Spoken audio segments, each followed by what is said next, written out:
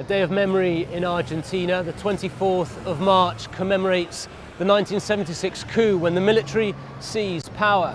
Every year, this date brings thousands to the streets. But this year, 48 years on, and in the early months of the presidency of Javier Milei, the March for Memory takes on special significance.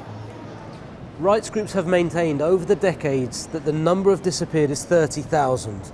Milei and his government have repeatedly questioned the number of victims, and on Sunday, the government released a video that once again puts into doubt that number. There are questions about the number of victims. There is no official information. The military has never spoken out. But what we do know is that during the dictatorship, there were hundreds of illegal detention centres across the country.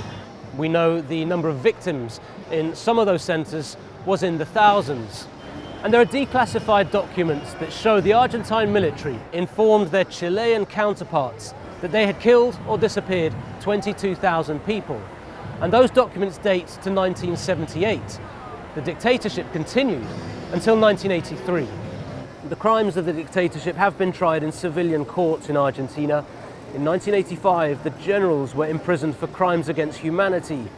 There were official pardons in the 1990s, but in 2003, trials for crimes against humanity reopened, and since then, over 1,100 former officers have been handed sentences for torture, forced disappearance, and the stealing of hundreds of babies. So while the government has looked to reopen the debate about the number of victims from the military dictatorship, on Sunday, thousands took to the streets to demand memory, truth, and justice, and say never again. Joel Richards, CGTN in Buenos Aires.